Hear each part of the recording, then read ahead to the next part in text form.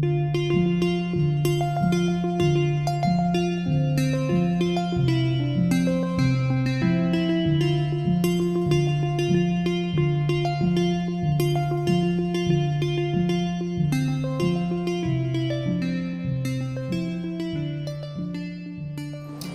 Bob Adler, Director of the Wallace Stegner Center for Land Resources and the Environment at the S.J. Quinney College of Law, University of Utah. We're very pleased to have you joining us today with this event that we are doing live, but it's also being broadcast virtually. Let me begin with our native lands recognition. We acknowledge that this land, which is named for the Ute tribe, is the traditional and ancestral homeland of the Shoshone, Paiute, Goshute, and Ute tribes. The University of Utah recognizes and respects the enduring relationship that exists between many indigenous peoples and their traditional homelands. We respect the sovereign relationship between tribes, states, and the federal government, and we affirm the University of Utah's commitment to a partnership with Native nations and urban Indian communities through research, education, and outreach activities. Before getting into today's program, let me just note a couple of upcoming Wallace Stegner Center events. Roughly 2 weeks from today, on Wednesday, November 17th, the Stegner Center is very pleased to be hosting our 18th young scholar, who will be Professor Etienne Toussaint from the University of South Carolina School of Law, who will be addressing the topic of the indignity of food insecurity. And then on next semester, on March 17th and 18th, the Stegner Center will present our 27th annual symposium on a quite timely topic that I think resonates with just about everyone who lives in the southwestern region of the United States. That topic is the Colorado River Compact, Navigating the Future. The symposium will be held in conjunction with the Colorado River Compact's 2022 centennial. It will reflect on the past century of water management and envision our common future, including strategies to share water, engage tribes, integrate environmental consideration, and adapt to climate change.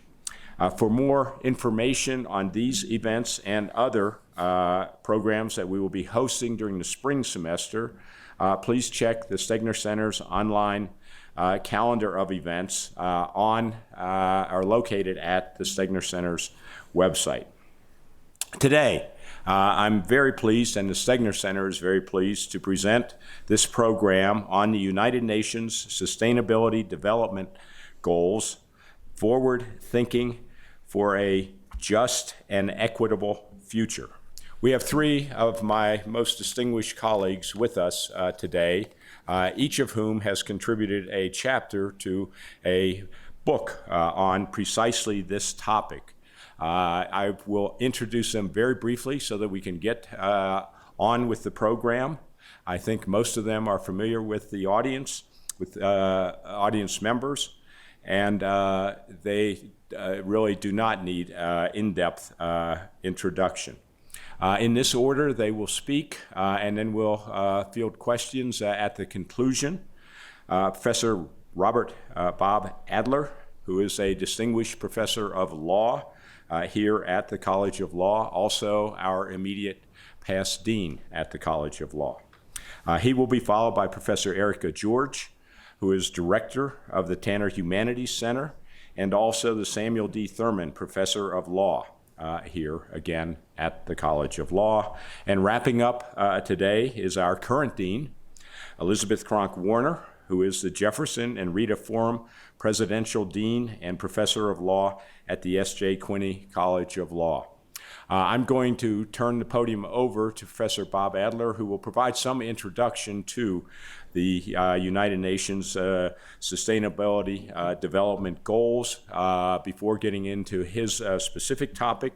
Let me conclude simply by noting that we certainly welcome questions, and you can submit your questions via slido.com. With that, Professor Bob Adler. Yes, I will talk in general about the Sustainable Development Goals, or SDGs, and then I will move right into my presentation on water, and then I'll turn it over to Dean Cronk-Warner, and then to Professor George. It is fortuitous that we're talking about these issues this week. It's Climate Week in Scotland, as most or all of you know. The world is gathered to talk about climate change progress, and I am hoping for progress in that regard. We're not here to talk about climate change per se today, but pretty much everything about the Sustainable Development Goals relates to climate in some way. So what is sustainable development? There's a lot of definitions out there. There's been a lot of debate over it over the years. I'm giving you portions of the United Nations definition of sustainable development. You can read the entire text yourself. I am going to focus on 3 key points. Number 1, it's distinctively intergenerational. Stated simply, we can't simply use it all up or mess it all up for the benefit of our current modern lifestyle. We need to think about future generations. Point number 2 it's about equity and justice, and not just about sustainability. We need to be sustainable and inclusive. It's about how we distribute the use of our resources and how we have unfairly distributed the impacts of some of our resource use. And third, those are both people-focused issues, but it's about people and planet. We have a responsibility not just to ourselves, but to the other species with whom we share this planet and the ecosystems on which they rely. So this is an aspirational idea, but it's a little bit vague. And so in 2015, the United Nations adopted a series of more specific sustainable development goals. You can see all 17 here. We only have time to talk about 4 of them today. We'll be talking about SDG 6, 7, 16, and 17.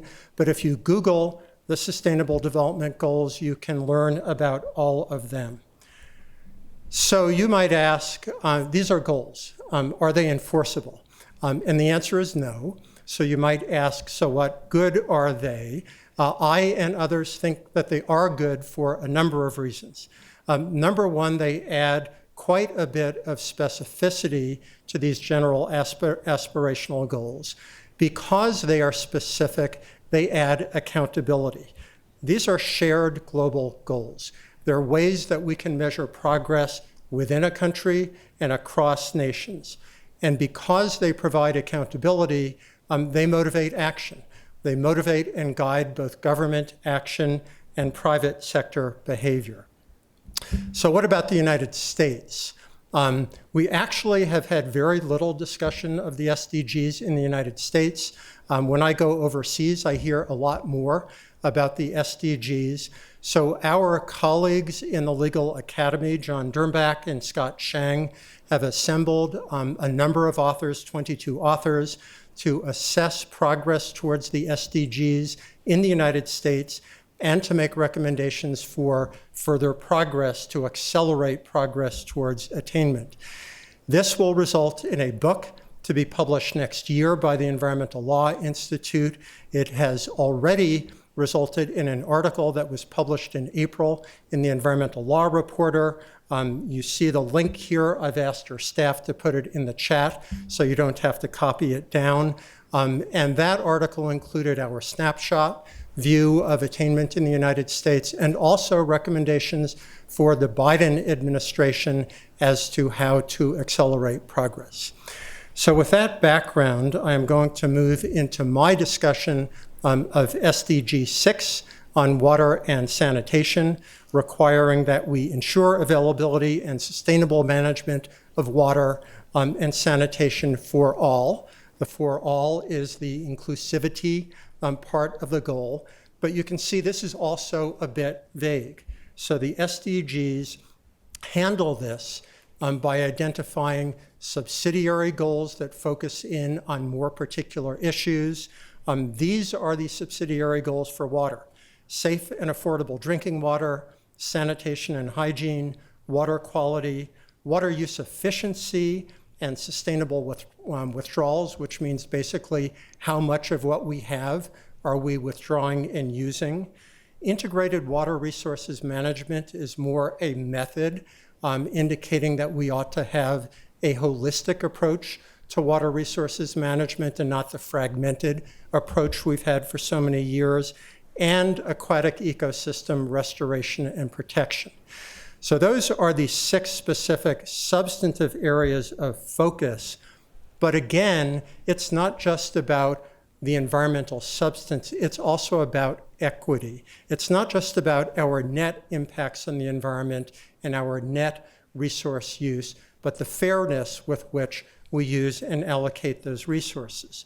So not just safe and affordable drinking water, but universal and equitable access to safe and affordable drinking water. Similarly, adequate and equitable sanitation and hygiene. And with respect to water resources use, we want to focus on those people who are bearing the burden of water scarcity, both in the United States and around the world. So you might still say these are vague concepts. How do we actually measure them? And this is what I think is really good and important about how the SDGs work. They also include specific numeric quantitative indicators so we can measure progress within countries and across countries. So for example, these are just examples in the water area. What percentage of the population has safely managed drinking water and sanitation? What percentage of domestic and industrial wastes are safely treated? What percentage of our water bodies have good ambient water quality?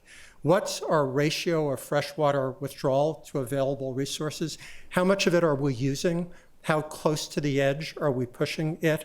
And to what degree have we altered aquatic ecosystems in detrimental ways? Now note that I have also highlighted in red some words of subjectivity. So I say these are measurable, but they are subjective to some degree.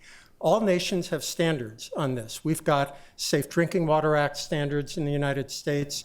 We've got treatment standards under the Clean Water Act. We've got water quality standards that are promulgated by different states.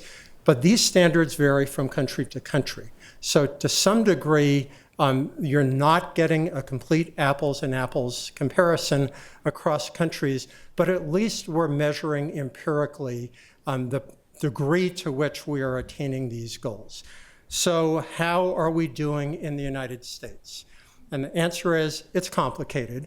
There's a whole lot of data from a lot of sources. So what I'm going to do is to give you some snapshot assessments. So this assessment, these pie charts, are what percentage of US households have access, affordable access to safe drinking water and to safe sanitation. That's the degree to which we treat our domestic waste in the United States. The light blue is yes, the dark blue is no. These numbers are a bit malleable. So if you ask the World Health Organization for drinking water, the answer is 99% in the United States, pretty darn high. If you look at Safe Drinking Water Act violations, you get down to 95%. So the basic picture is this looks pretty good relative to the rest of the world, but 5% of the population and 10% of the population that lacks access to safe drinking water and sanitation is still a lot of people, right? It's still 18 to 35 million people. And if it's your family, your children, your aging parents who lack access to fundamental safe drinking water or even indoor plumbing, then it's pretty significant.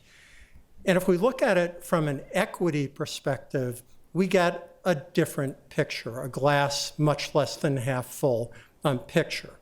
So Black and Latinx households twice as likely to lack indoor plumbing as white households. Native American households, 19 times as likely. And our Stegner Center colleague, Heather Tanana, recently wrote an extensive report on this and has succeeded in getting the attention of the Biden administration of that. There's also an urban and rural divide.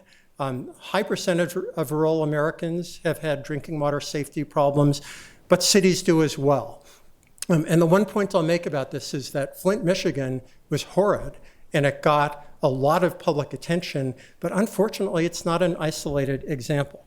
Another snapshot here is the distribution of American households that lack basic indoor plumbing. And some of the areas we've known about for years. Appalachia, parts of the Navajo Nation. It doesn't mean that we shouldn't have done anything about it, but we've known about it. But this study from last year shows that in a lot of key urban areas, look at the Northeast, look at the Los Angeles and San Francisco areas, and yes, Salt Lake City, where there are households who in 2021 lack basic plumbing and sanitation services. So let's switch to water stress. I could give a lot of graphics on this. I've chosen this one in part because it comes from who? The BlackRock Investment Institute. They're worried about this in terms of sound investment policy and climate change. Two major points. One is that relative to other parts of the world, sub-Saharan Africa, parts of the Middle East, the United States is pretty rich in fresh water. But the distribution is uneven, and as you can see, and as you all know, certain parts of the country are already experiencing severe water stress, and it will get worse with climate change. We know that. So serious water stress problems in the future. Let's switch to the planet side of the people and planet dichotomy. Just two snapshots. Water quality impairment. This slide shows that nearly a half century after adoption of the 1972 Clean Water Act, more than half of all categories of water bodies are impaired to some degree by toxic and other pollutants, almost 80% for bays and estuaries. So from that perspective, we're not doing so well. Aquatic ecosystem impairment. This is just a snapshot for wetlands. I could do this for bays and estuaries and rivers as well. But as you can see, virtually the entire contiguous states has either moderate or severe loss of wetlands. We have stemmed that tide, but we haven't done well in restoring our wetlands ecosystems in the United States. So here are my take-homes, and there's a little bit of irony here. So the US does well relative to many parts of the world, not all parts of the world, on SDG 6, but we have very serious water justice issues. And we've developed in ways that support our modern lifestyle, but at the expense of our aquatic ecosystems. So the very reasons that from a general or a net perspective, we do well in drinking water and sanitation is that we have industrialized and urbanized. But it's that very industrialization and urbanization that has been at the expense of our aquatic ecosystems.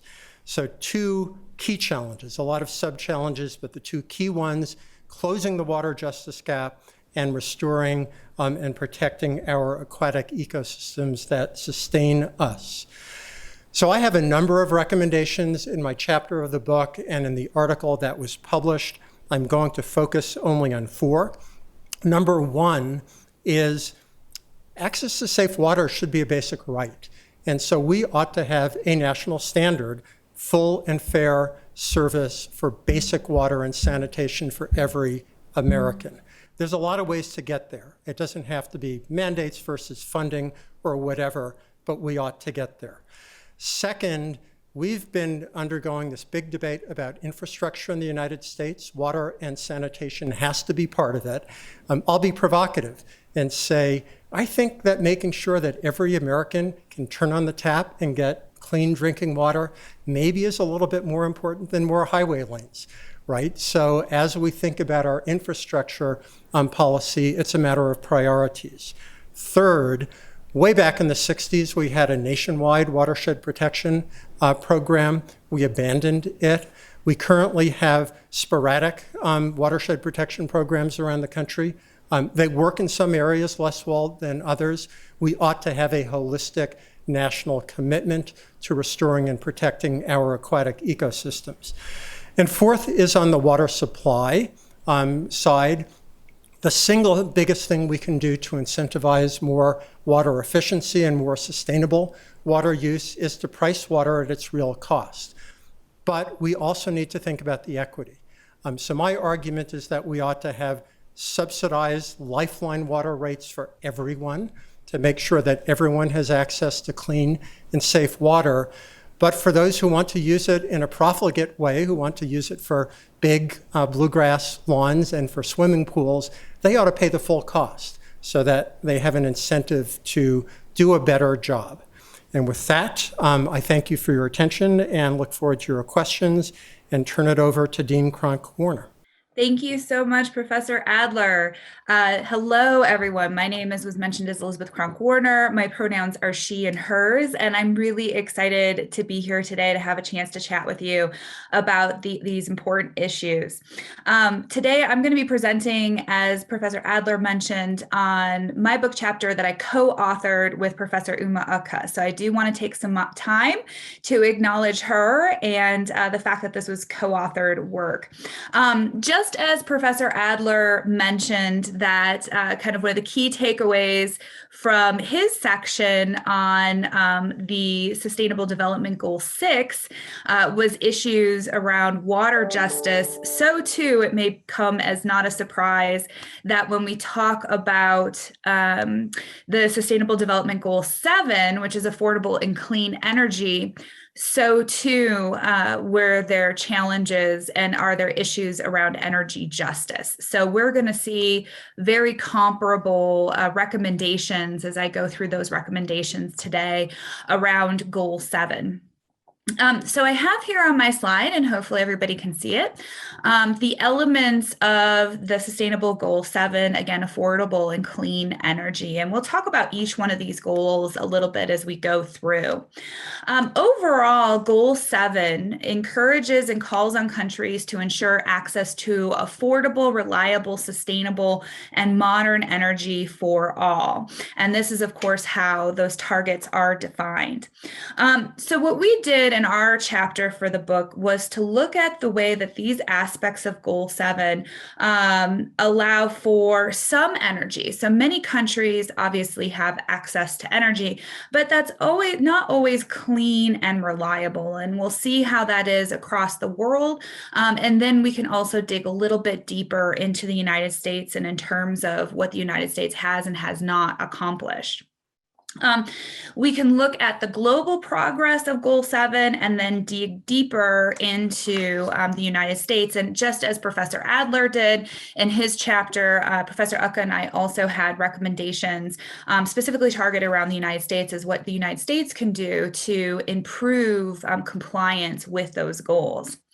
So the overall kind of takeaway is that although countries are certainly making progress on these Goal 7 targets, the progress is not as fast as is needed in some areas. And at our current global pace, we will not meet the goals of Goal 7 by that date of 2030. So the majority of the progress that's been made in this space has been made in the electricity sector, and that's certainly positive, but there's a lot of progress left to be made in the transportation and heating sectors in particular. So while we've seen improvement in energy efficiency, the progress is just not happening at a level quickly enough to meet that Goal 7 target. And there has been an increase in international financing to support clean and renewable energy development across the world, but only 12% of those financial flows have reached the least developed countries, which are the farthest behind on their Goal 7 targets. So we have seen increased financing, but it's not getting to where it needs to go. Now, of course, as with a lot of these sustainability targets, COVID-19 probably has had a negative impact on the world's ability to make that Goal 7 targets. Specifically with respect to Goal 7, there was a report that was released called Sustainable Development Report 2020, the Sustainably Development Goals and COVID-19, which anticipated that the slowdown in economic growth contributing to a reduction in energy prices might increase access to energy, but it reduces the incentives for renewable. So while the impact of COVID might mean that more folks have access to electricity, it's not in the clean and reliable, renewable areas. And so therefore, the report calls on nations to refocus their economic recovery on infrastructure investments, which directly implicates goals of Sustainable Development Goal 7. Now, interestingly, when we go deeper and we look into the United States specifically, the United States has made progress on these goals. Interesting, the United States claims to have 100% of the US population having access to electricity and clean cooking. Although I personally know that this is not true. We do know that some parts of rural America, and in particular Indian country, do not have access to clean cooking and electricity. So we report 100%, it's probably a little bit less than that.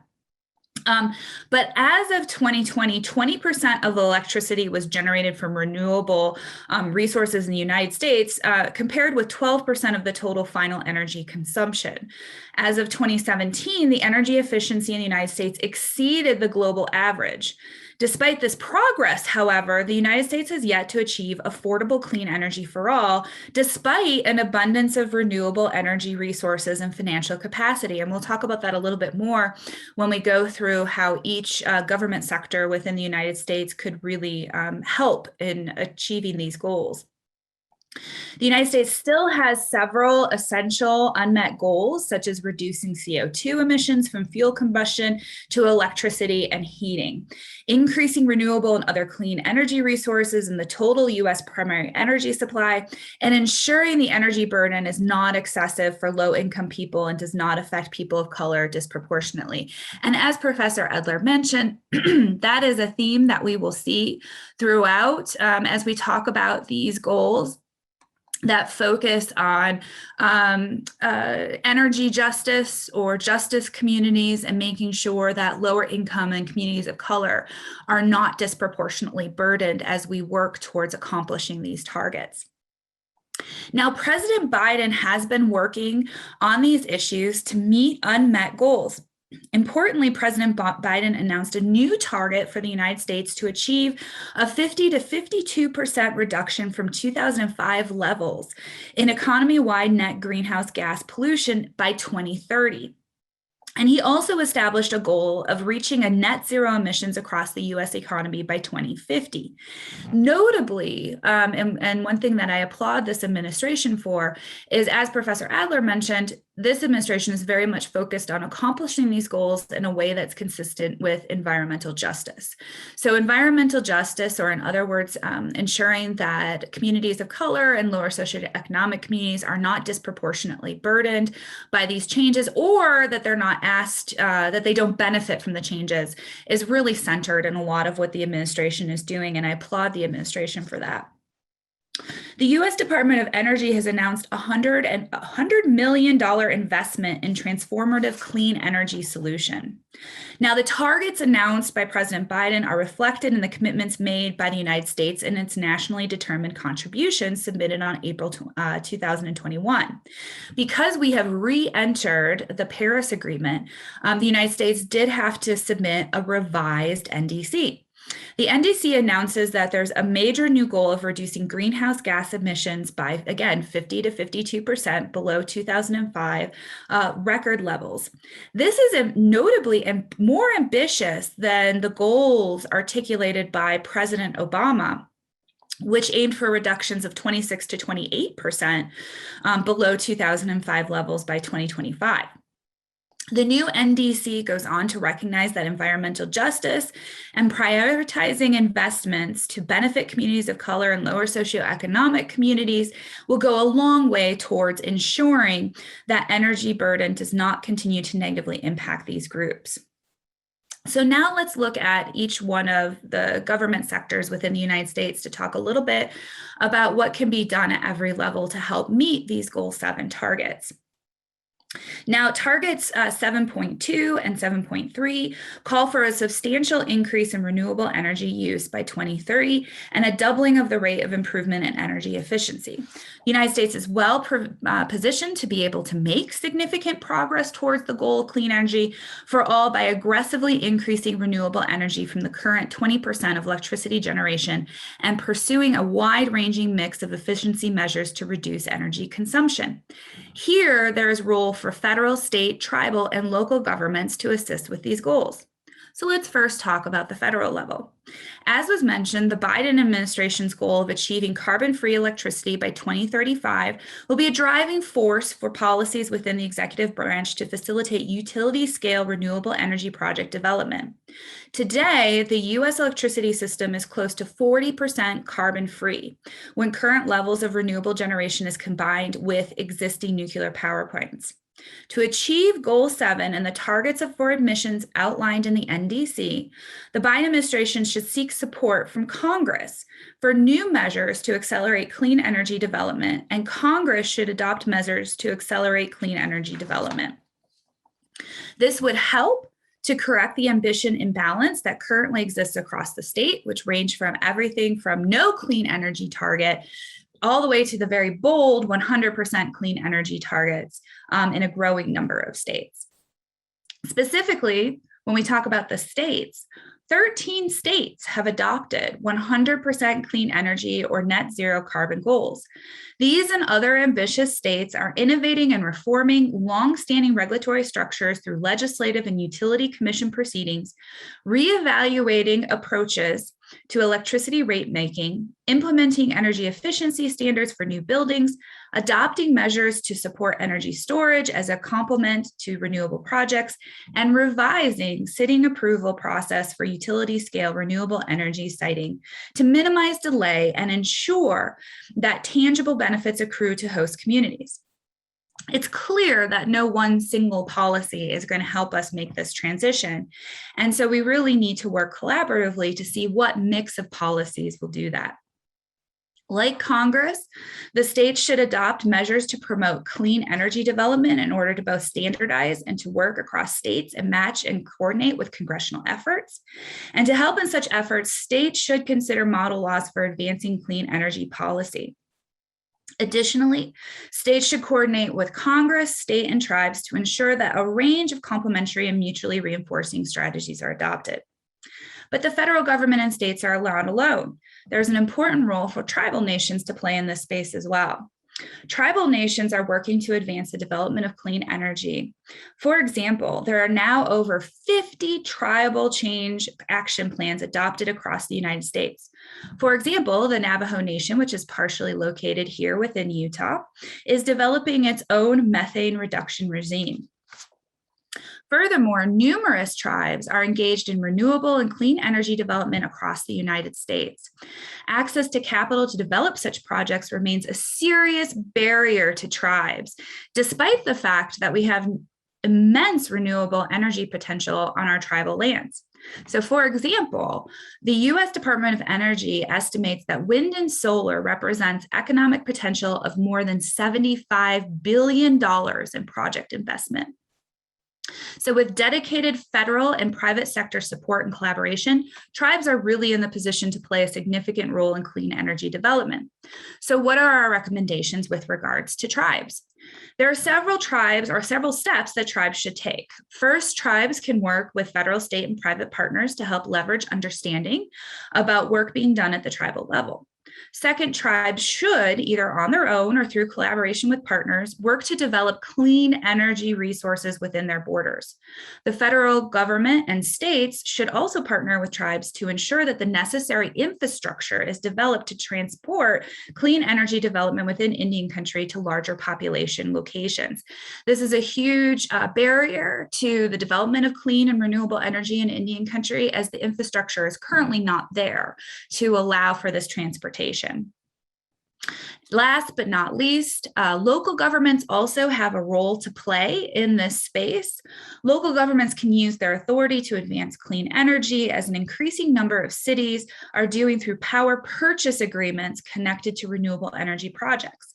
So according to the Rocky Mountain Institute, for example, nearly 200 cities have committed to procure 100% clean energy.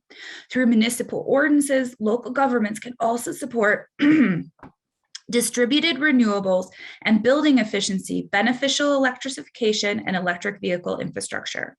Accordingly, where applicable, local governments should use power purchase agreements to connect with renewable energy projects, and they can also use their municipal ordinances to promote renewable and building efficiency, beneficial electrification, and electric vehicle infrastructure. And like states and tribes, local governments should coordinate with Congress, states, and tribes to ensure a range of complementary and mutually reinforcing strategies are adopted. I'll also briefly note that there's a place here for private energy, for the private sector to play.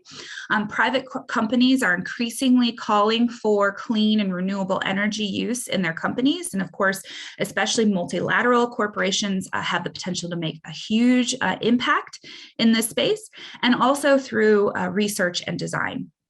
So we have much work to be done in terms of our Goal 7 targets. Some benefit has been made, but just as Professor Adler explained with Goal 6, much work remains to be seen on Goal 7. Unfortunately, COVID-19 may have put us a little bit behind in terms of renewable energy development. So we really need to reinvest in that clean and efficient energy infrastructure if we are going to be successful in meeting these goals. So with that, it's my privilege to turn the floor over to Professor Erika George. Professor George? Thank you to my current dean and to my former dean and to Bob Kiter for this opportunity. I'm going to shift gears a bit and talk about perhaps the procedural aspects of how we get to achieving these goals. So I'm going to talk about partnerships for progress and ways that we can leverage the power of the private sector to advance sustainable development. And I was not a part of this particular book project, but I've been working on a separate book project that's come to fruition and focuses primarily on business and human rights. And as Dean Adler said earlier, what's unique and interesting about this set of sustainable development goals is that they very consciously incorporate issues of equity and inclusion. And that's a departure from past, where we thought the problem of development was about economic growth and poverty eradication. This is an understanding that's more expansive and appreciates that equity and inclusion matter, and that speaks the language of rights. So I'm going to take a look at these development goals through the lens of human rights and the power of business to, first be a part of the problem, which is how I came to these issues. But if we take seriously the priorities that are now set by the global community, the possibility to make some real change. So a problem. This is a case in point. I'm sharing an image of Ken Saro-Wiwa, the late Ken Saro-Wiwa, who was an Ogoni activist for the environment in Nigeria. And his problem was with shell oil concessions in the Niger Delta region of Ogoni land, which is oil rich. His complaint was that the water was being polluted. This was a company extracting resources to grow energy. So I thought it interesting that my colleagues are thinking about water, thinking about energy. This gentleman was thinking about the distributional inequity of the environmental degradation that was deployed against his community. He was executed by a military dictatorship that was arguably paid by Shell Oil. This has been litigated up and down U.S. courts, British courts, and Dutch courts. It ended in a settlement in the United States, but it's a cautionary tale of the kinds of problems that when development is divorced from issues of equity and human rights. So his case became one that really centered the international community's understanding of needing to do more. So in conventional understandings of the purpose of the corporation, in the 1970s, Milton Friedman's influential theories that corporate social responsibility was to make profits came to be contested by one of the first African Secretary General of the United Nations, Kofi Annan, who in the 1990s proposed the UN Global Compact, re-envisioning and reimagining the relationship of business in the context of globalization, knowing that we needed something that was more just, coming from a continent that was populated with communities that were bearing the brunt disproportionately of the burden of growth. So Kofi Annan founds a set of priorities that speaks to business. He founded the UN Global Compact, which asked businesses to think carefully about human rights and set targets, labor rights and set targets, the environment, and anti-corruption, understanding that the relationship between government and business, if not transparent, could lead to the kinds of corruption that led to the kinds of violations, that led to the kinds of abuses that degraded the environment and cost people their lives. So, he later appointed Professor John Ruggie of the Kennedy School of Government at Harvard to really tease out what are the obligations of businesses, what are the obligations of states, what are the kinds of things that we need to be thinking about in a global economy to make sure that we move forward in a way that is just. This appointment happens in 2000. We're building up to the 2015 announcement of the Sustainable Development Goals, but I think it's important to understand the terrain and the context of the particular partners that need to be engaged in this work if we're going to move it forward. What John Ruggie came up with was a framework that was unanimously adopted by the United Nations Human Rights Council that set forth what the responsibilities were, respectively, for business, for governments, and for communities. Governments are first and foremost responsible for protecting human rights and the environment. Corporations, at minimum, must respect human rights, and that means making an effort to avoid being complicit in environmental degradations and human rights violations, and affirmatively taking on human rights and social and environmental due diligence to ensure that they're assessing risks before entering into environments that will place human rights at risk. And then ultimately and finally, we as civil society should have some access to remedy when our rights are violated. I am very excited to announce that the UN Human Rights Council has recognized just last month the human right to a clean and healthy environment, something that hadn't previously been articulated in our human rights treaties and was not really expressed as a right as such in international environmental law. This brings me to possibilities. So, much of the business and human rights movement was rooted in environmental degradation and the abuses of the rights of environmental defenders. The challenge now is translating the language of equity, inclusion, and rights into regular business discourse. And the Sustainable Development Goals very much do that. And they do that in the last goal, which is partnerships for the goals. And we're seeing action being taken in the context of climate change, where businesses now appreciate and realize that their profits will depend on a sustainable transition, and that some of the practices of the past needs to stop. This is not driven by altruism, it's driven by necessity, and also pressure from shareholders. Dean Adler shared that BlackRock had made a statement long before the hedge fund investors and the classical contemporary investors that are the powerful in the market had been thinking about these issues. Again, human rights activists interested in abuses in Africa, the Interfaith Council on Corporate Responsibility was looking at sanctions and investment in South Africa and West Africa and areas where communities were bearing the brunt of economic development without any of the benefits.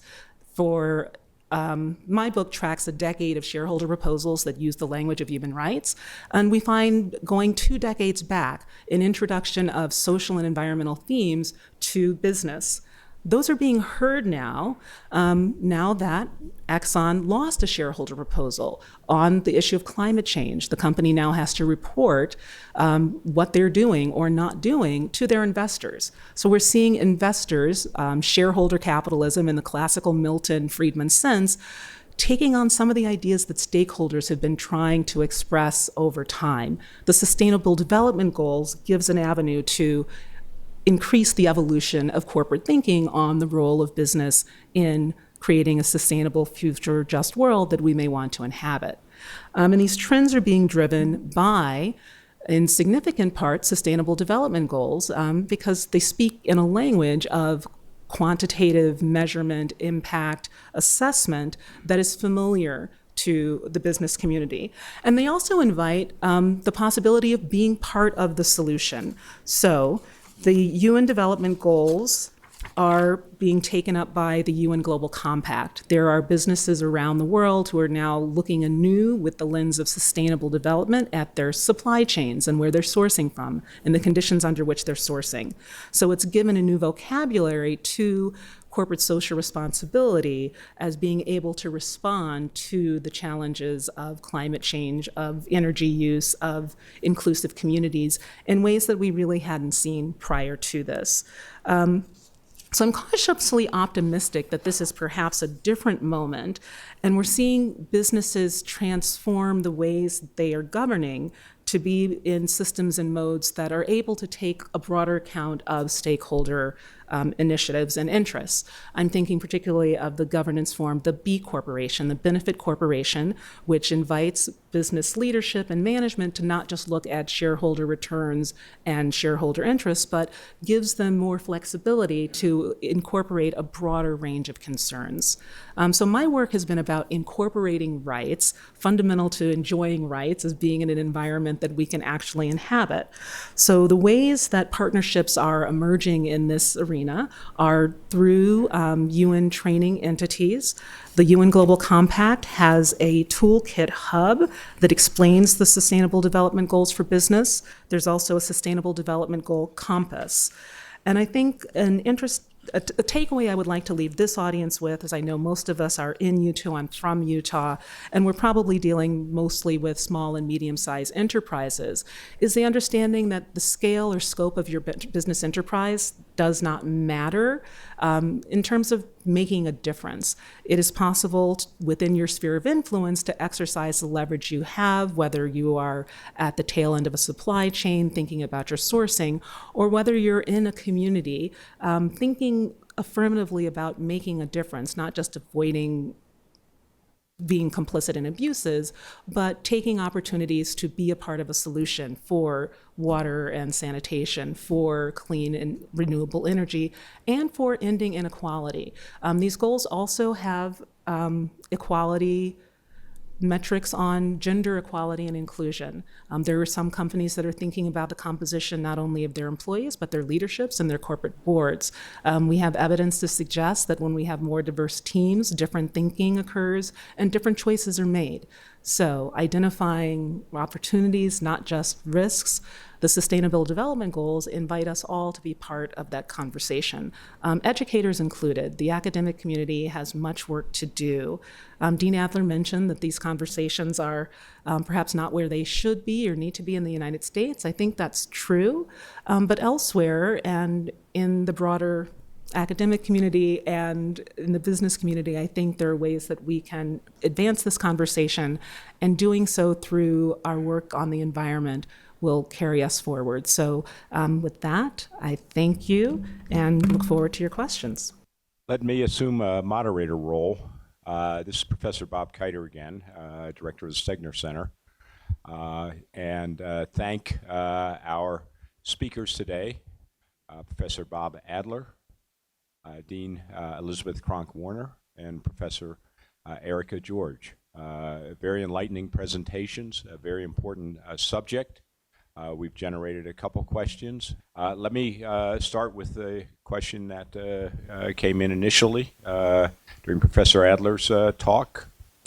Does sustainability require modifying the prior appropriation water rights system of Western states that are at odds with water use that protects public trust resources, in-stream flows, and ecosystems for future generations? Great question. I'd say the answer is maybe. Prior appropriation law as currently implemented and enforced, or I should say poorly enforced or unenforced, certainly does not encourage efficient and wise water use. There are doctrines in prior appropriation that could be deployed.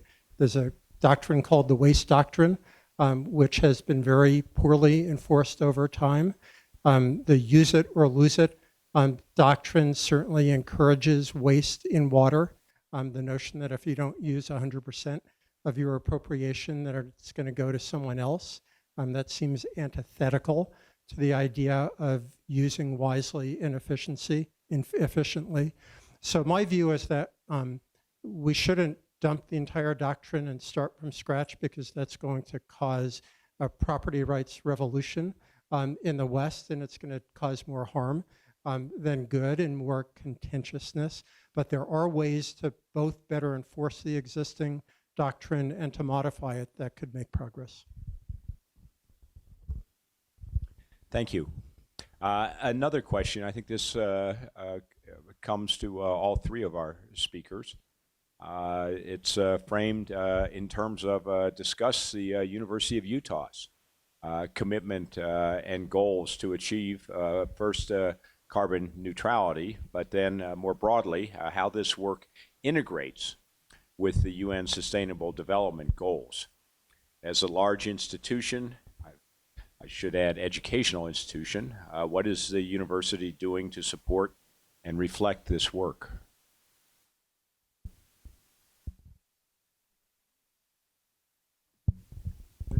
Green. Hi.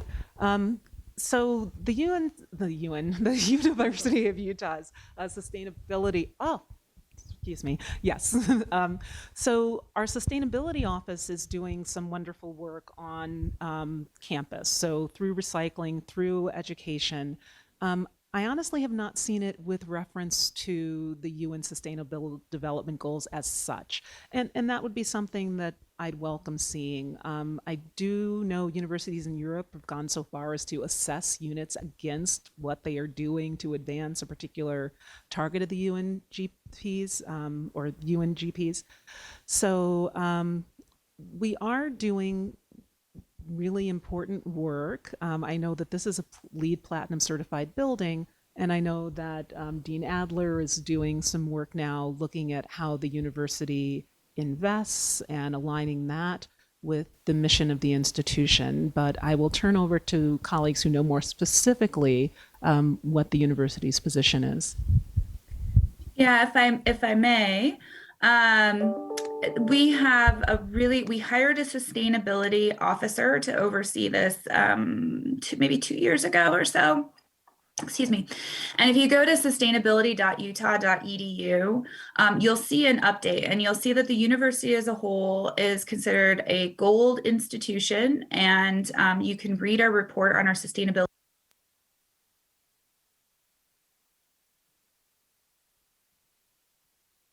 from 2020, and we know that over 50% of our electricity comes from geothermal, just for example. So we're making some progress. I agree, Professor George is absolutely correct that I haven't heard us talk about it in terms of the UN Sustainable Development Goals.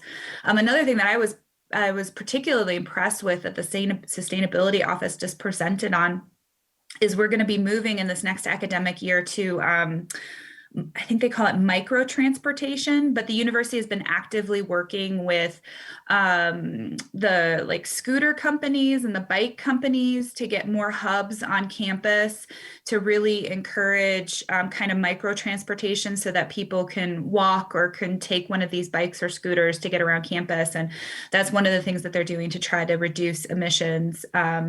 So yes, I haven't heard discussion about it in terms of the UN sustainability goals, but I know it's something that the university is actively working on. So I think the U has done an admirable job on sustainability for more than a decade now in a lot of ways. Professor George is correct that It's not tied to the SDGs, but there's a separate rating system called the STARS system, which has been driving the use activity on sustainability, and we make steady progress in achieving that. My closing kind of comment is on the climate change issue. The Academic Senate, and I was on this committee last year, but the Academic Senate recommended to the Board of Trustees last year that we divest from many of our climate fossil fuel investments, and the Board of Trustees has promised a report on that by December. So fingers crossed that the trustees will do something positive. Since we are currently sitting in a LEED Platinum building, former Dean Adler, who was responsible for bringing this building, getting it built, perhaps you could share with our audience some of the sustainability features that are built into the Quinney College of Law building. So it is a very climate-friendly building. Number one, our architect always told us there's a lot of fancy ways you can do it, but there's also a lot of basic ways. And he said, eat your vegetables before your dessert.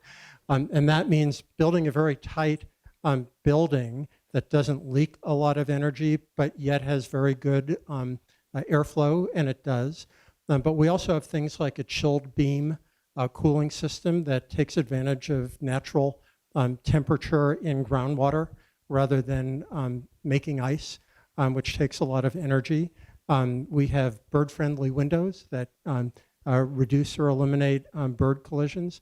We recycle some of our gray water in the building to flush toilets on the lower levels of the building. Don't start me, Bob, because I could go on for a long time, but those are a few examples. Great, thank you. Thought I'd take advantage of that. Yes, please. Yes, they did such a great, Dean Adler and his team did such a great job. We actually had, the word is out that our building is a sustainable path setter. We actually had Texas A&M Law Schools building a new building, and they physically came to visit us the other week because they wanted to see our building in person. So not only did they do a great job for our building, but they're leading the way for other law schools. Excellent. I think we're all proud to know that. It occurs to me, we're near the end, but a question, let me go ahead and pose it. Each of you spoke about your respective areas where progress needs to be made in promoting sustainability and equity. Just to conclude, might each of you give one or two examples of key changes or reforms that you strongly endorse and that we need to be thinking very seriously about? So speaking from what the private sector can do and would do or will do, I'd like to see mandatory reporting made for climate information and social information. There's more demand from investors now on environmental and social and governance issues. Those are primarily voluntary, and businesses get to report whatever it is they decide to share in a sustainability report.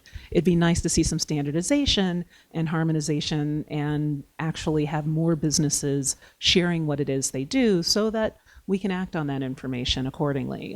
Inclusive and conscious consumerism is one of the goals. The more information we have, the more we can participate in making changes. So I'd like to see more mandatory information about impacts. Great. Transparency from the private sector. Professor Adler? So Professor George spoke very eloquently about partnerships between business and government. We also need partnerships that, and actually Dean Kronk-Warner touched on this as well. We need partnerships across governmental bodies. There's all this fighting about federalism. Who's in charge of water? We've been going back and forth on the scope of the Clean Water Act between the Obama administration to the Trump administration to the Biden administration, and we're just not making any progress by fighting over it. We need cooperation between the federal government, the states, and the local governments and tribes in order to make more progress. That's a very general statement, but I think it cuts across a lot of issues. Yes, and I'll just and with Professor Adler took mine. 110% agree with that. And then I'll just add into, I think if Congress, and I realize this might be pie in the sky because these things have a tendency to be so partisan, but if Congress could do more to standardize a lot of these issues, both in the water, in the electricity, energy sectors, standardized, because we have some states and tribes and local governments who are doing amazing work in this space and some that simply are not. So any help we could get from the federal government kind of in standardizing those issues across governments would be very much helpful. But I know that might be a little pie in the sky. Very helpful, very helpful. Let me wrap up by thanking once again our speakers today on this most important topic of the United Nations Sustainable Development Goals, Professor Adler, Professor George, and Dean Cronk-Warner. Let me also note that on Wednesday, November 17th, the Stegner Center is very pleased to host our 18th young scholar, Professor Etienne Toussaint, who will speak on the indignity of food insecurity. And with that, let me thank everyone for joining us today for the Stegner Center Green Bag, and say that we look forward to seeing you again in just a couple weeks. Thank you very much.